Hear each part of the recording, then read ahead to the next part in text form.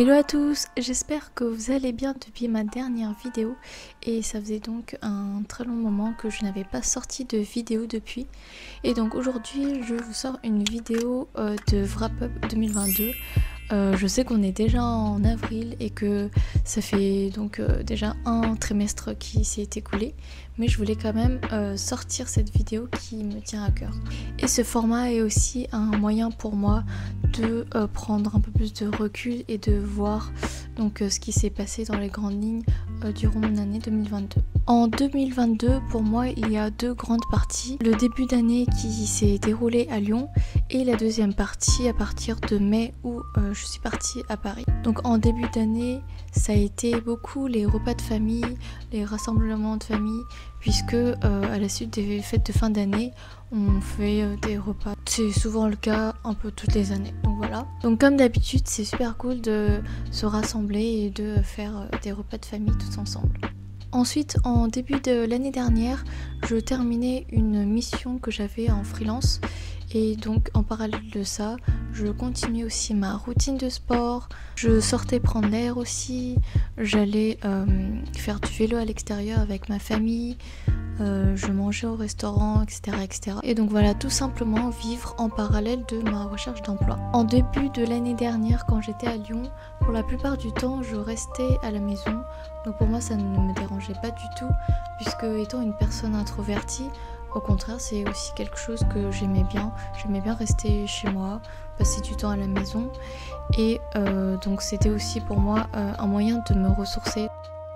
En 2022, le plus gros objectif que j'avais en tête, c'était de trouver un emploi à temps plein et idéalement dans une agence de communication. C'est en février 2022 que j'ai recommencé à vraiment rechercher à nouveau un emploi et cette fois-ci en France et à recommencer à repostuler à des jobs, etc. Bref, j'ai postulé au total à 82 postes différents, donc tous en France, et donc cela a abouti à avoir des entretiens dans 4 organisations différentes avant que je trouve ce que j'ai actuellement. Pour moi, la première décision la plus importante que j'ai prise en 2022, c'est d'avoir trouvé un emploi à Paris. Donc pour moi, la deuxième décision la plus importante que j'ai prise l'année dernière, c'est d'avoir investi dans des séances de d'épilation laser. Donc j'ai fait ça pour les demi-jambes et les aisselles. Je trouve que ça change énormément la vie. J'ai plus besoin de passer du temps moi à épiler avec des bandes de cire ou de la cire chaude. Et pareil sous les bras, je faisais avec un épilateur électrique où ça arrache les poils. Et franchement ça fait hyper mal sous les bras, enfin ça fait vraiment très mal. C'est vraiment une grosse galère. C'est tout pour la première partie où j'étais à Lyon, où globalement j'avais déjà une petite routine et c'était à peu près la même chose que la fin d'année 2021. Donc il n'y avait pas de gros changements. Le gros changement vient en mai 2022 où là on rentre dans le deuxième volet de l'année 2022. J'ai déménagé à Paris et donc ma recherche d'appartement a pris 3 semaines où j'ai visité une dizaine d'appartements sur Paris et incluant aussi Grand Paris, et finalement j'ai opté pour celui où je suis actuellement. Donc si vous n'avez pas encore vu la vidéo où je vais visiter virtuellement, alors c'est ici ou là, enfin bref. Donc à partir de ce moment-là, je sortais de plus en plus souvent et surtout le week-end, puisque à Paris il y a beaucoup plus d'activités que sur Lyon, et aussi parce que mes très bonnes amies sont ici et que j'ai aussi de la famille à Paris. Donc généralement je sortais faire des activités DIY, faire des restaurants, manger des restaurants avec des amis ou la famille, faire aussi des cafés très sympas, faire des musées, des expositions et aussi participer à des événements et aussi des concerts.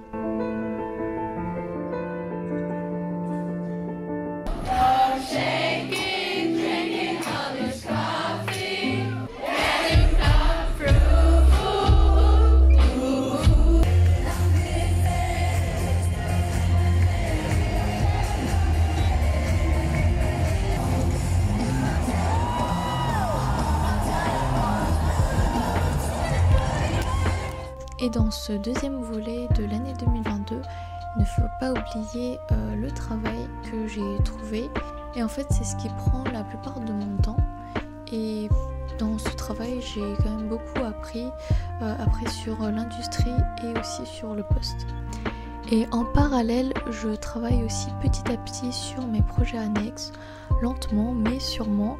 Donc parmi mes projets annexes, le premier c'est ma chaîne YouTube où j'ai édité et mis sur ma chaîne 9 vidéos YouTube où je suis très fière puisque je vois que dans l'édition de vidéos, je me suis énormément améliorée et le rendu est mieux que toutes les vidéos précédentes. Et le deuxième projet annexe, c'est que fin octobre, j'ai recréé un compte food sur Instagram et où là j'ai mis des posts et aussi des vidéos. Et si vous ne suivez pas encore le compte, vous pouvez le suivre ici. Enchaînons sur une deuxième question que j'avais mis dans ma vidéo de 2021, c'est d'énumérer toutes les choses dont je suis reconnaissante dans l'année, que ce soit des personnes, que ce soit des activités. En 2022, et bien pour ma part, je suis reconnaissante de pas mal de choses, même si c'est des choses qui sont parfois très basiques, mais qui me tient à cœur et que je reste quand même reconnaissante pour ces choses.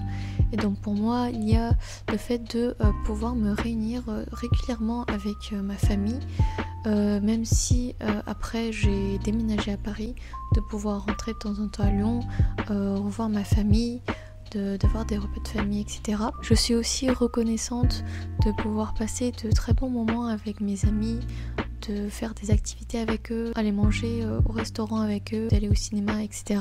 Je suis aussi reconnaissante d'avoir pu rencontrer de nouvelles personnes à Paris et durant aussi mes voyages.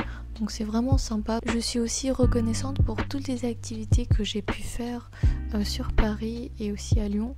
Et pour terminer, je vous laisse avec des photos de mes voyages.